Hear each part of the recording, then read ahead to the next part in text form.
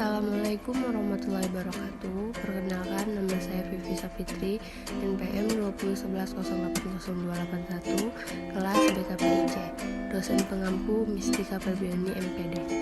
Saya di sini akan memenuhi tugas UTS BK Karir. Baik, saya di sini akan menjelaskan materi tentang teori tip my brain. Teori tip my brain tidak seperti kebanyakan teori lain dalam buku ini. Teori tip my brain tidak dirancang untuk menjadi teori pengembangan karir.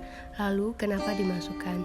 Teori tip my brain telah menjadi sangat populer di kalangan konselor karir karena banyak yang menemukan bahwa teori ini dapat diterapkan pada pekerjaan mereka dengan klien. Teori tip my brain adalah teori psikologi yang didasarkan pada karya Carl Gustav Jung dan didapatasi oleh Catherine Briggs pada tahun 1920-an. Memahami dan menilai teori Myers-Briggs berkaitan dengan cara individu mengamati dunia mereka dan membuat keputusan berdasarkan persepsi mereka. Myers 1980 dalam menghadapi dunia, langkah pertama adalah persepsi. Dua cara mempersepsi yang kontras adalah penginderaan dan intuisi. Penginderaan mengacu pada pengambilan informasi dengan menggunakan proses visual dan pendengaran bersama dengan bau, rasa, dan sentuhan. Bagian satu teori tes dan tipe. Dengan menggunakan wawasan, seseorang individu dapat merasakan makna dan hubungan dalam peristiwa. Wawasan ke dalam pengamatan dan gagasan ini bisa disebut intuisi.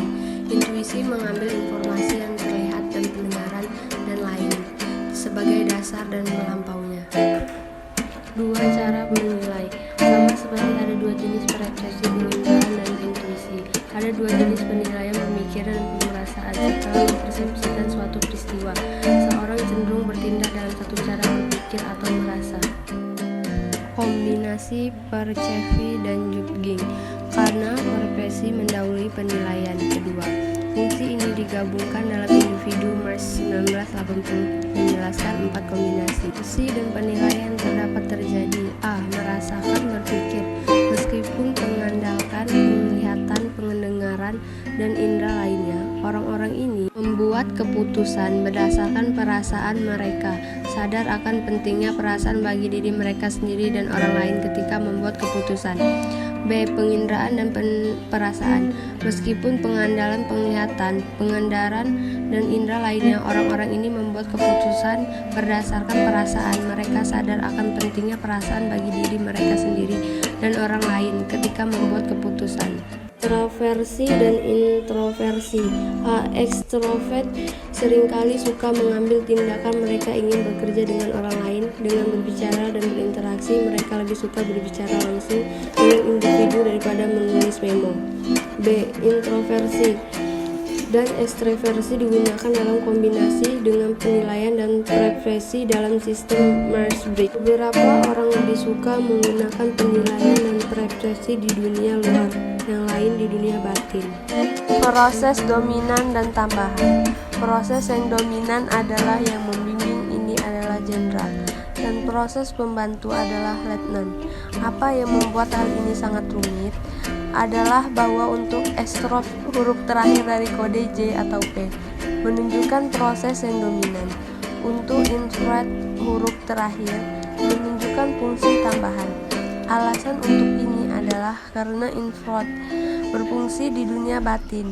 Fungsi dan dominan adalah fungsi dunia dalam daripada fungsi dunia luar. Bagi ekstrovert, proses yang dominan adalah di dunia luar orang dan benda. Bagi introvert, proses yang dominan adalah dengan ide dan pikiran. Menerapkan teori pada wanita dan orang berwarna.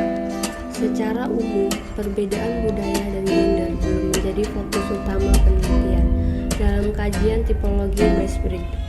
Manual Mind and Scully 1985 halaman 59 memang melaporkan persentase laki-laki dan perempuan 4 tingkat prevalensi atau sedikit, sedang, jelas, atau sangat jelas untuk masing-masing 8 jenis. Ukuran sampel berkisar antara 15 dan 25 untuk berbagai bentuk indikator tipe Myers-Briggs.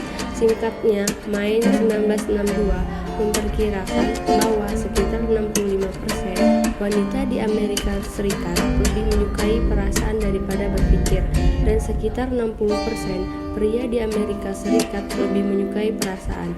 Berkenaan dengan distribusi jenis kelamin untuk skala lain, tampak bahwa sekitar setengah pria dan setengah wanita jatuh di kedua sisi dimensi.